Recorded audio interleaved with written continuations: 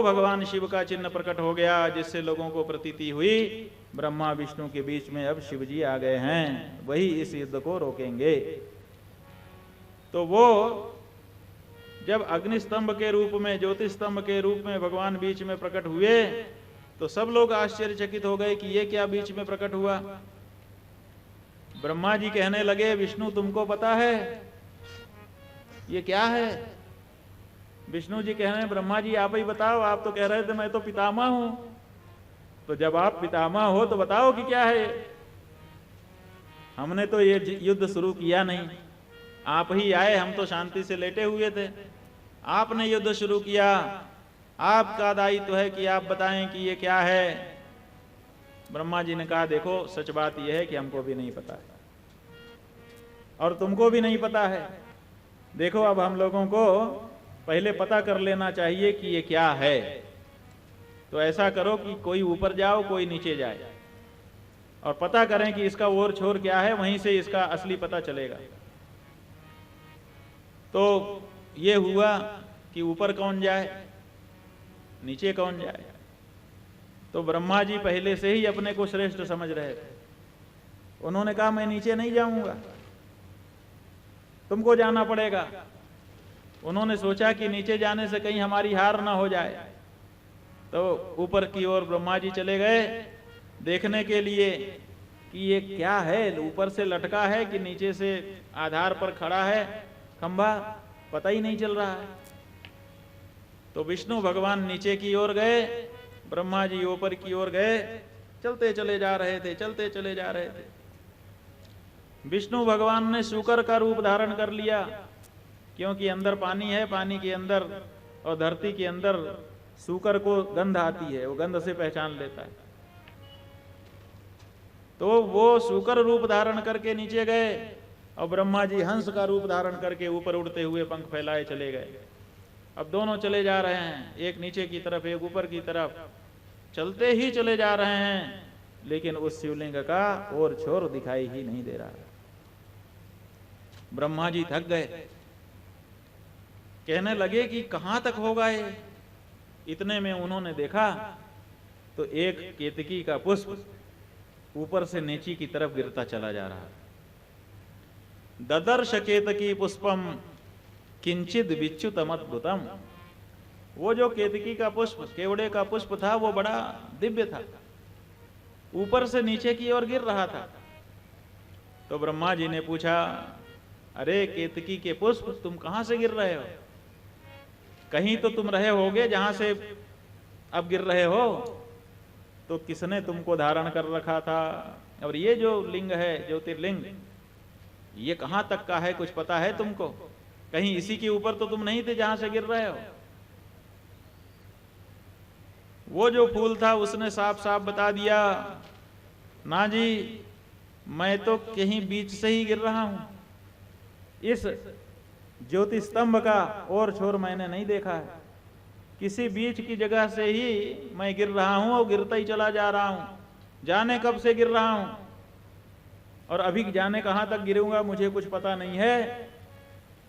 इसका तो ना तो मैं और जानता हूं, ना तो छोर जानता हूं। आप महाराज, आप कौन हैं और कहां चले जा रहे हैं ऊपर? कहा, बेटा मैं ब्रह्मा हूं, इसी ज्योति स्तंभ का और छोर जानने के लिए जा रहा हूं। कहा, मैंने तो जाना नहीं। कहा, इसका मतलब बहुत, अभी हम तो कब से गिर रहे हैं, तब से तो देखते ही जा रहे हैं और हम ऊपर से गिरे नहीं, अंत देखा नहीं हम। तो ब्रह्मा जी ने कहा, इसका मतलब कि और इसका अंत जानना मुश्किल है, यहीं से लौट चला जाए। लेकिन लौटने के पहले गवाह तैयार कर लिया जाए। तो उन्होंने केतकी पुष्प से कहा, भाई देखो, जब निर्जन प्रदेश में कोई एक दूसरा मिल जाए तो उससे मित्रता कर लेनी चाहिए, क्योंकि एक से भले दो। तो तुम अब देखो यहां दूसरा कोई नहीं है, तुम हो और हम हैं, तो क्यों ना हमारी तुम्हारी मित्रता हो जाए। केतकी ने कहा, बहुत अच्छा है, हम भी यही चाहते हैं। जाने कब से अकेले अकेले हम गिर रहे थे, कोई बात करने वाला नहीं था, अब कम से कम आप मिल गए बुजुर्ग, बहुत अच्छी बात है, हमारी आपकी मित्रता हो गई। अब किसी भी समय आपको अगर हमारी जरूरत पड़े तो मित्र के नाते हमको याद करिएगा। सखा सोच त्यागहु बल मोरे, सब विधि घटब काज मैं तोरे। जैसे भगवान श्री राम ने सुग्रीव को आश्वासन दिया था, ऐसे केतकी का फूल कहने लगा, अब हमारी आपकी मित्रता हो गई और एक मित्र मित्र के काम नहीं आएगा तो कौन आएगा। इसलिए कभी जरूरत पड़े तो याद करिएगा। कहा देखो कभी की बात छोड़ो, हमको तो अभी जरूरत है। कहा अभी? बोलिए क्या करना है? बोले बात यह है कि अभी हम नीचे जाएंगे तो वहां विष्णु मिलेंगे हमसे, तो वहां हम कहेंगे कि हम इस स्तंभ का ऊपर का छोर देख करके आ गए, तो आपको हम हमारे लिए ये गवाही देना है। कहा ये तो झूठी गवाही है, झूठी गवाही हमसे मत दिलवाइए। कहा तो बस हो गई मित्रता। अभी कहा कि जो काम हो बताइएगा, अब एक काम बताया तो मित्रता समाप्त। जाओ तुम अकेले ही गिरो। वो घबरा गया अकेलेपन से, कहा नहीं नहीं अब एक साथ मिला है, हम छोड़ना नहीं चाहते हैं, चलिए आप कहते हैं तो हम कह देंगे आपके कहने से। तो तय हो गया। अब ब्रह्मा जी और केतकी का पुष्प नीचे आ गए। वहां पर विष्णु जी उदास होकर के आकर के बैठे हुए थे, जहां से वो नीचे जाना शुरू किए थे। लौट के वो भी आ चुके थे, मुंह लटका करके बैठे थे।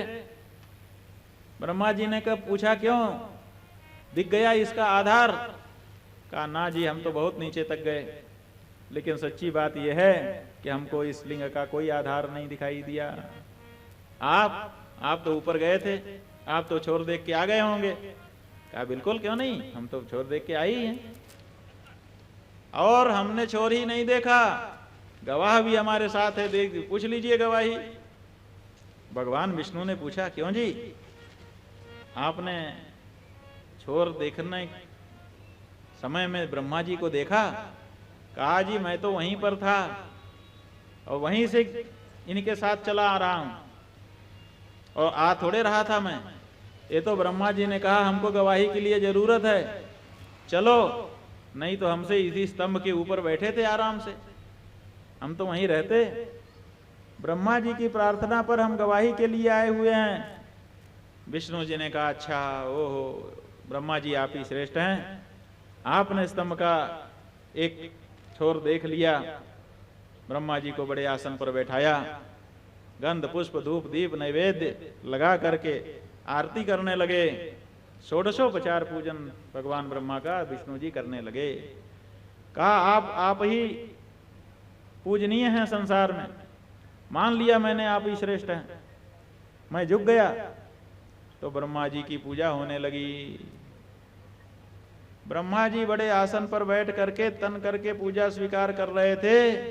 इतने में ही देखते क्या है कि वो ज्योति स्तंभ जो था, उसी ज्योति स्तंभ में से भगवान शिव साक्षात प्रकट हो गए।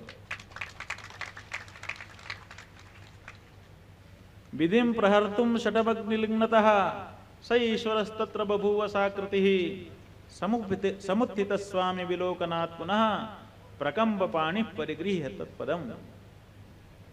जैसे ही ब्रह्मा जी जब आसन पर बैठ के पूजा स्वीकार कर रहे थे, उन्होंने देखा कि स्तंभ से भगवान शिव प्रकट हो रहे हैं, कांपने लगे।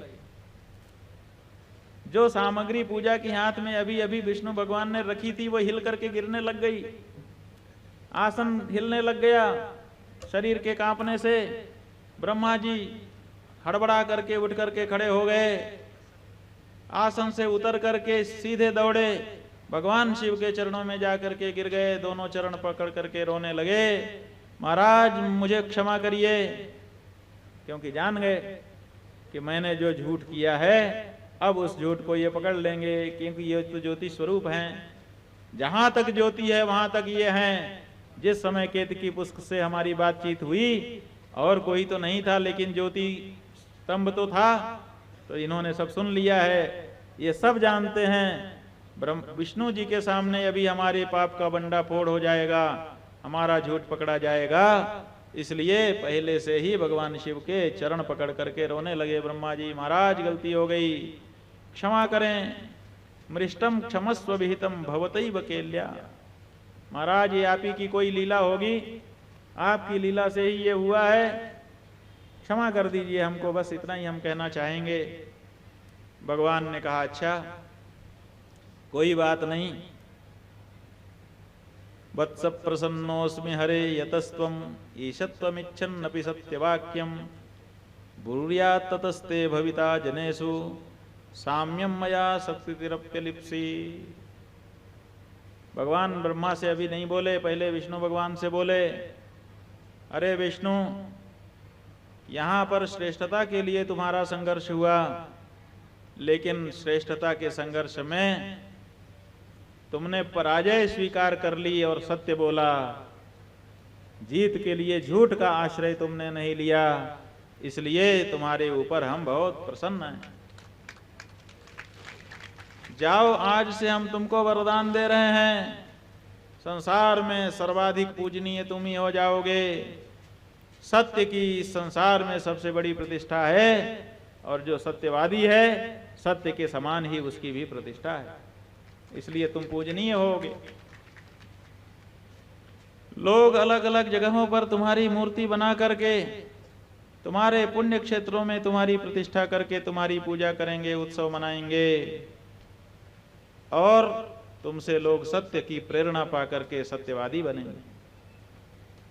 और फिर ब्रह्मा जी की ओर आंखें फेरी, बड़ा क्रोध था, आंखों से भैरव उत्पन्न हो गए,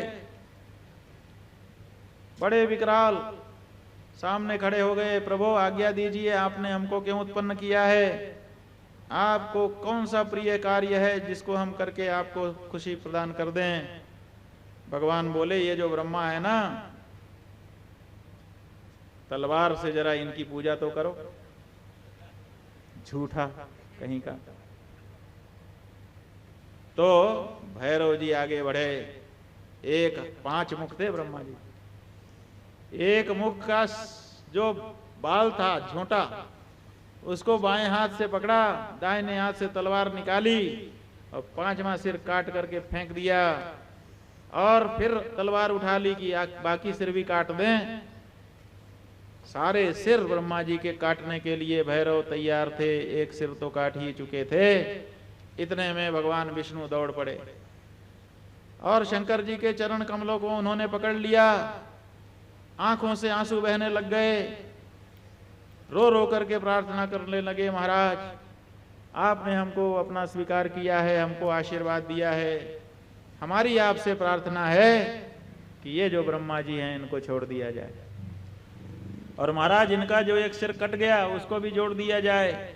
आपने ही इनको पंचानन बनाया था, आप इनको पंचानन ही रहने दीजिए, इनसे गलती हो गई है। भगवान ने कहा कि नहीं, श्रेष्ठ बनने के चक्कर में इन्होंने जो मिथ्या का सहारा लिया वो ठीक नहीं है, इसलिए आज से हम इनको शाप दे रहे हैं, अब संसार में इनकी पूजा नहीं होगी, इनके मंदिर भी नहीं बनेंगे और इनका कोई उत्सव भी नहीं मनाया जाएगा। ये है झूठ का महात्म्य। और बोलो आप लोग तो बहुत पसंद करते हो ना झूठ को, गवाह भी तैयार कर लेते हो, बढ़िया बढ़िया बहाने भी अच्छे अच्छे तैयार कर लेते हो, प्रमाण भी झूठे बना लेते हो, पुराने कागज तहसील में रखे रहते हैं, हस्ताक्षर करने वाले विशेषज्ञ बैठे रहते हैं तहसील में, जिसको चाहिए 100 साल पुराना कागज बन जाएगा, और आप लोग जाकर के बनवा लेते हो, है ना। लेकिन परिणाम क्या होगा झूठ का, इसके बारे में नहीं सोचते हो। अरे जब ब्रह्मा जी ने नहीं सोचा तो आप क्या सोचोगे? वो तो बाद में पता चलता है, तब पश्चाताप होता है कि हाय, छोटे से स्वार्थ में पढ़ करके मैंने ये अनर्थ क्यों कर दिया, क्या जरूरत थी? सच्चाई से भी तो काम चल सकता था। हैं संसार में बहुत से लोग जो सच्चे रास्ते पर चलते हैं, क्या उनका काम नहीं चलता है? उनका भी काम चलता है। तो फिर हमने सच्चाई का रास्ता क्यों छोड़ा? ये बाद में जब दंड मिलने का समय आएगा तब आपको पता चलेगा। इस तरह से ब्रह्मा जी दंडित हो गए, ब्रह्मा जी दौड़ पड़े कटे हुए माथे से भगवान के चरणों में गिर पड़े, कहने लगे महाराज ये मेरा जो सिर कट गया ना, मैं समझता हूं अच्छा ही हुआ। क्यों? क्योंकि कम से कम आपके चरणों में गिरने का मुझे मौका तो मिला, अन्यथा मैं तो इतना अहंकारी हो गया था कि किसी के सामने झुकने में मुझे संकोच होने लग गया था। आज मेरे एक सिर के कट जाने से अब मुझे लगता है कि अगर झुकेगा नहीं तो कट जाएगा, इसलिए झुकना भी जरूरी है। सब जगह मत झुको, लेकिन झुकने की भी कुछ जगह होती है। कुछ लोग आपको झुकते हैं तो आपको भी कुछ जगह ऐसी बनाए रखनी चाहिए जहां झुकने में आपको प्रसन्नता हो सके। तो महाराज मेरे ऊपर अनुशासन करिए। भगवान शिव ने कहा, बिल्कुल सही कहा, हमने किसी द्वेष से नहीं, अनुशासन को बनाए रखने के लिए ही तुमको ये दंड दिया है। आपका भी यही कर्तव्य है, अनुशासन बनाए रखिए। जो लोग गड़बड़ी करें उनको दंड दीजिए। दंड देने में कभी हिचकना नहीं चाहिए। जो नहीं दंड करऊं खल तोरा, भ्रष्ट होई श्रुति मार्ग मोरा। दंड देना भी पुण्य का काम है, क्योंकि अगर दंड नहीं देंगे तो जो गलत काम करने वाला है उसका मन बढ़ता चला जाएगा और वो और बड़ा गलत काम करेगा। कहते हैं एक अपराधी को फांसी हो रही थी, जल्लादों ने उससे उसके अंतिम इच्छा पूछी कि हमको अपनी अंतिम इच्छा बताओ। उसने कहा मेरी मां को मेरे सामने ला दिया जाए, यही मेरी अंतिम इच्छा है। लोगों ने समझा कि मां को बड़ा प्यार करता होगा, इसलिए मां को अंतिम समय में याद कर रहा है। तो बुलाया, वो बाहर जेल के बाहर आके खड़ी ही थी। अंदर लेके आए, तुम्हारा बेटा तुमको देखना चाहता है। आई दौड़ करके, सामने खड़ी हुई, बड़ा प्यार दिखाने लगी। लेकिन वो जो मरने वाला था, फांसी का फंदे तख्त पर चढ़ चुका था, उसने कोई प्यार नहीं किया, बल्कि बहुत प्रवंचना के शब्द कहे और डांटा मां को, और अंत में अपमान करने के लिए मां की तरफ देख करके थूक दिया। कहा मैं थूकता हूं तेरे ऊपर। मां बोली बेटा ऐसा क्यों कर रहा है मरते समय?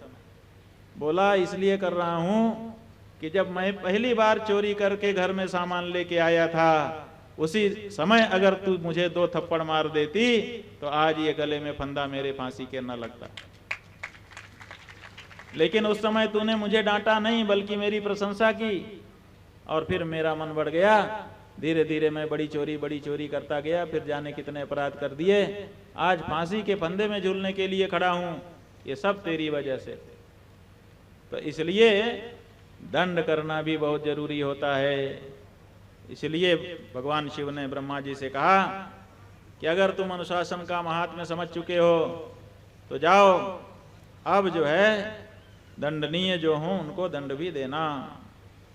ये संसार की व्यवस्था बिना दंड के नहीं चल सकती है, और अगर ये करने के लिए तुम तैयार हो तो तुमको एक वरदान हम दे देते हैं। क्या है? कहा कि वैसे तो तुम्हारी पूजा कहीं नहीं होगी, कोई मंदिर नहीं बनेगा, कोई उत्सव नहीं होगा, लेकिन जो अग्निहोत्र और गृह यज्ञ हैं वैतानिक आदि, उन गृह यज्ञों में आपका स्थान बनेगा, यज्ञशाला में आपका आसन होगा। जो भी बड़े बड़े यज्ञ होते हैं, इसीलिए उन यज्ञों में ब्रह्मा जी का स्थान सुरक्षित कर दिया जाता है। ब्रह्मा जी का कुछ नहीं होता, ब्रह्मा जी कुछ नहीं करते, लेकिन उनका स्थान होता है। ब्रह्मा के रूप में एक ब्राह्मण की वर्णी की जाती है। यहाँ पर जो यज्ञ हो रहा है उसमें भी ब्रह्मा के नाम से एक ब्राह्मण की वर्णी की गई होगी। वो कुछ नहीं करता है, लेकिन उसको जगह यज्ञशाला में मिली हुई है, पूर्ण पात्र का अधिकारी वो होता है। इसलिए जाओ, इतना तुमको सांत्वना है, आगे से अनुशासित रहना। और फिर भगवान ने देखा केतकी के पुष्प की ओर। रे रे केतक दुष्टस्त्वम शठदूरमितो ब्रज, ममापि प्रेमते पुष्पे मा भूत पूजास्वितः परम।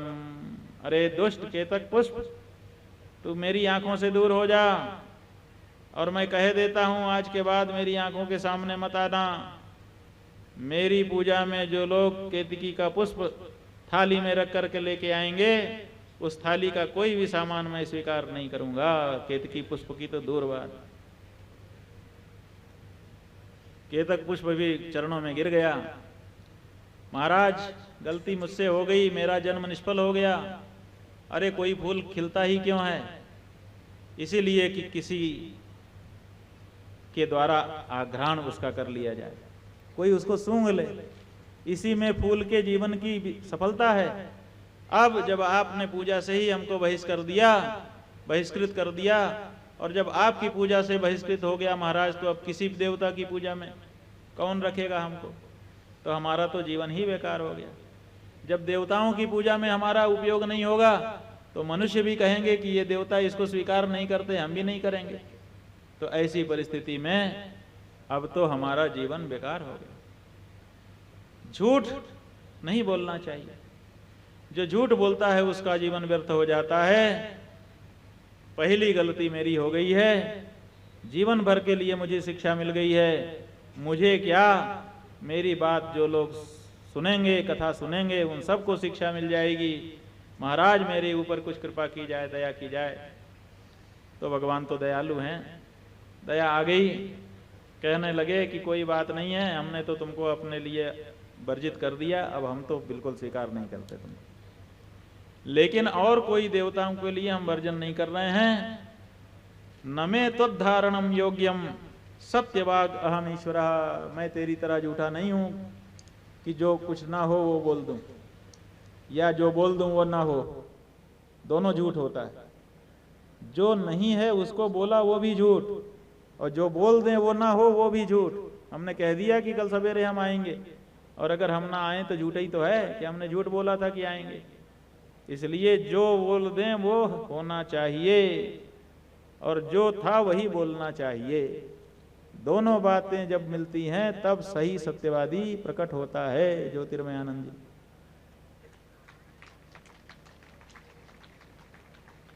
तो भगवान ने कहा कि मैं तेरी तरह झूठा नहीं हूं, जो मैंने कह दिया वो तो होगा। मेरी पूजा में तो तू अब नहीं आ सकेगा, लेकिन मेरे जो लोग हैं दूसरे देवता, उनकी पूजा में मदीयास्तम धरिष्यन्ति जन्मते सफलम तपः ततः। जो मेरे लोग हैं दूसरे देवता, उनकी पूजा में तेरा प्रयोग हो जाएगा, तेरा भी जन्म सफल हो जाए। किसी के जन्म को निष्फल बनाना मेरा उद्देश्य नहीं है। ऐसा कह करके भगवान ने फिर चरणों में गिर गया कि महाराज ऐसा मत करिए, मुझे इस तरह से मत ठुकराइए। तो फिर बार बार प्रार्थना किए जाने पर भगवान ने कहा अच्छा ठीक है, मेरी पूजा में तो नहीं, लेकिन मेरी पूजा के लिए मंडप बनाया गया हो, उसमें सजावट आदि के लिए अगर लगा दिया जाए तो उतने से तुमको हम अनुमति दे देते हैं, उतना में परहेज हम नहीं रखेंगे। तो फिर उतना उसको अवसर मिल गया। केतक पुष्प इतने से ही प्रसन्न हो गया कि चलो भगवान ने कहीं तो ना अपने में, अपने आभा मंडल में तो हमको स्थान दिया। इस तरह से ये कथा आपने सुनी।